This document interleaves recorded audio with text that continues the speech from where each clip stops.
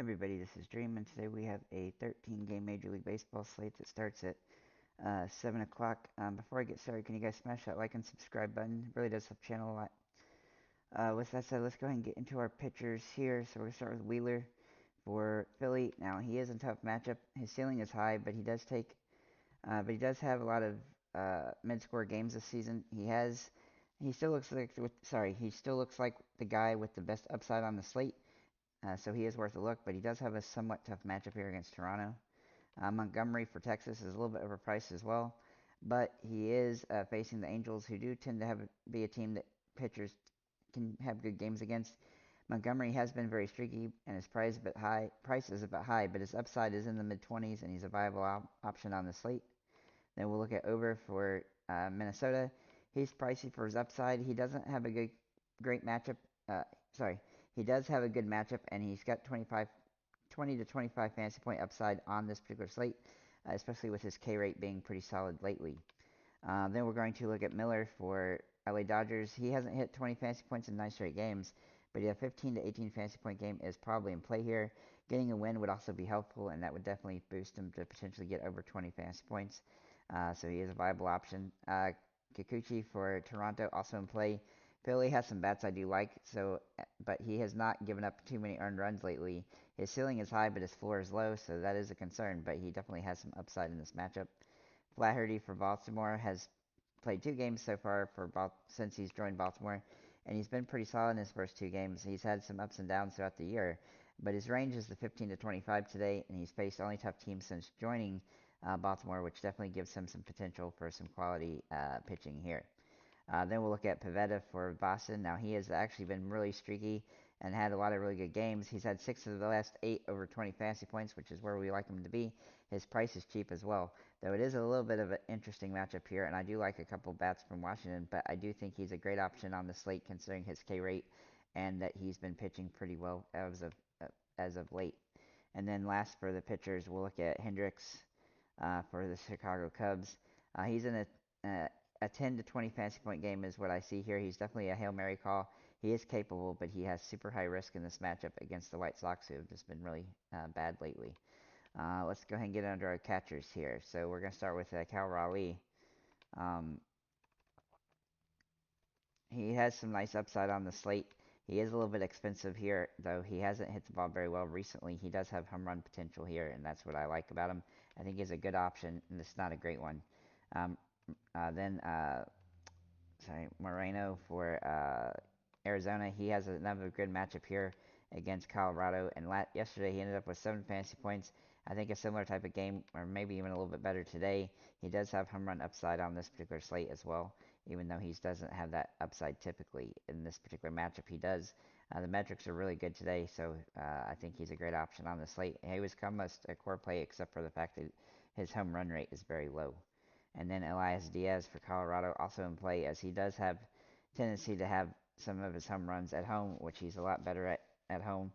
His batting average is also a lot better, and he has a great matchup today, and he has all the potential for a home run and a great day. Maybe in the first base, we'll look at Walker for, uh, oops, can't type all of a sudden, Christian Walker for Arizona. Now, he has been pretty solid recently with 3 home runs over the last 10 games. He's hitting the ball pretty well. He's also had some really big games, but his big games come when he hits a home run. But this matchup does give him a lot of upside to do that, so that's why he's a really nice and viable play on the slate. Freddie Freeman has hit the ball absolutely insane lately, so he has been a guy that's been really popular. He's hitting 315. He's been getting some stolen bases and home runs and stuff like that, so he's even gotten some doubles and triples. He hasn't striken out very much either throughout the season, so I think he's got a lot of upside in this matchup, though he is very expensive and hard to roster as a result of that. Matt Olson also in play for Atlanta. He draws really good metrics for this game. He has been absolutely conquering the ball, just hit game after game with multi-hits and home runs and everything else. He's probably one of the best options on the slate when it comes to pure fantasy point upside the way he's hitting. He's also got 43 home runs now, so though he was very close to being a core play for me, his price did shield me away since there's so many good options at this particular position. Then we'll look at Boom for Philly. Now he draws some interesting upside here. He can also play at third base after first base. He does have home run upside, though it's a little bit more limited than some. He has hit the ball pretty well recently, which gives him some upside, though he is a little bit overpriced. And then we'll look at Casas for Boston, as he's drawn some really good metrics for this game. He has some nice upside, but he does have home run potential as well.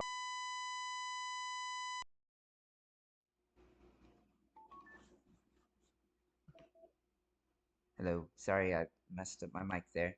For Casas, he has hit home runs pretty well recently, though he does have some good home run potential here. He's also a little bit high risk, so that is a concern. But with the batting average, but he does have good potential on this one to have a solid game. Uh, I do like his potential from that perspective. Maybe in the second base, we'll look at Ketel Marte. Now he has been inconsistent uh, lately. The problem, is his batting average has been terrible. He does draw a home run upside in this matchup, especially in a plus game here in Colorado. But it is still high risk, high reward because of his price. I definitely like other players at his price range better than him. Brendan Rodgers for Colorado, though, looks like a great option on the slate. He hasn't been consistent in his few games that he's played so far this season, but the last game he played really well, and I think that as he gets going, as he's not played very much, this season as a result of injuries, he has some really good upside here, and he draws really good potential. Mookie Betts also in play. Um, oopsie, I can't type. For the Dodgers, he draws really good upside here. He's hit the ball extremely well, has a high batting average, home run potential, a little bit of stolen base upside today, but mostly just home run upside. And he has been getting a lot of multi-hit games, and that gives him a lot of potential as well. He's one of my favorite 6,000 plus guys outside of Matt Olson. Um, and so then we'll look into our third baseman, and we're going to start with Rafael Devers for Boston. He has been really inconsistent throughout the season, but he goes kind of in stretches where he's good.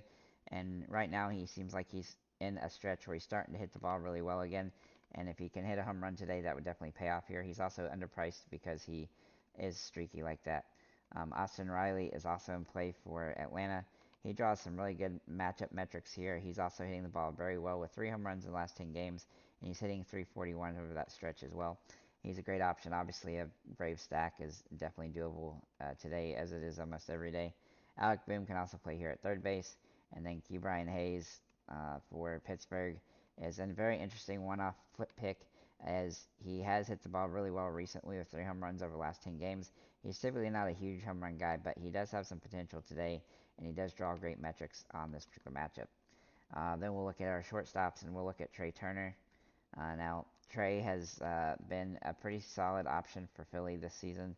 He does have a tough matchup here against Kikuchi, but I do think he's hit the ball so well lately that he's hard to ignore. Even if you wanted to use the pitcher against him, you could almost consider using him as well, just because of how good he's hitting, and he's got some home run upside in this particular game as well.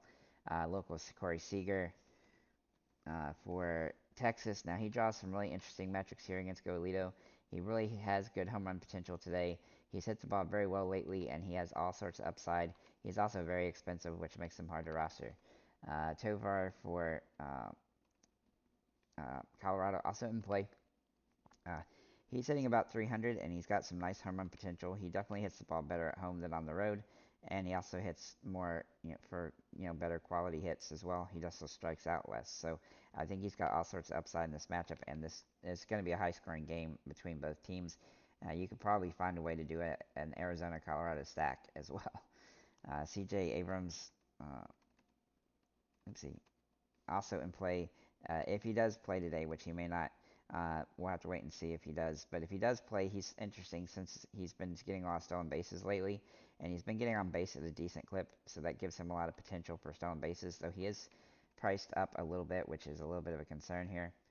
Then we'll look at Ahmed for Arizona. Now, I really think that he's a guy that I've liked before. He doesn't play every day, but there's certain situations where he really jumps off the page, and this is one of them. He's not always a huge home run threat or anything, but he does have some stolen base potential, and he's nice and dirt cheap, and so he's kind of a Hail Mary play, but he's definitely a possibility on this particular slate. Then we'll look at Acuna for the Atlanta Braves. Now, he hasn't been hitting quite as good as he had for a while, but he still has home run upside and stolen base potential.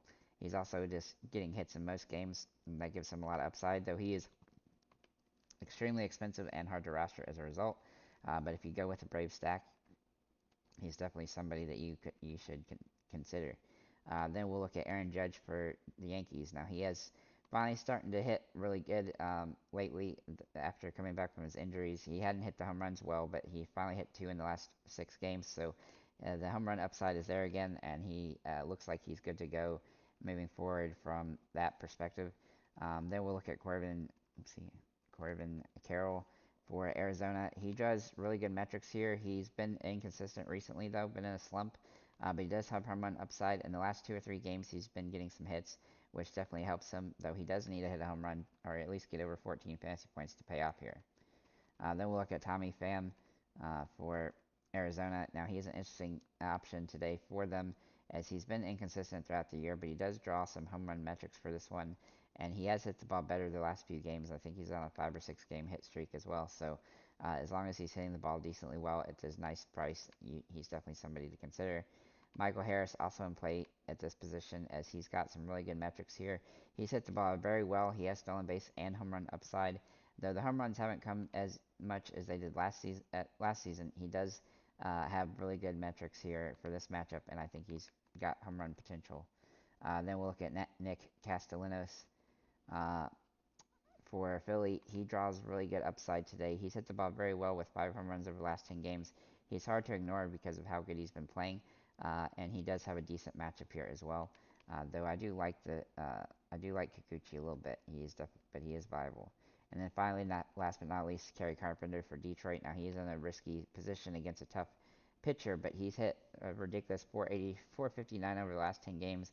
With home run upside, he's barely striking out, and he's just hitting the ball extremely well, really playing with a lot of ability. So he's also nice and underpriced and gives him a lot of upside in this particular matchup. Again, thank you guys for liking, commenting, subscribing. If you have any comments or questions, feel free to leave them below, and have a nice day, guys.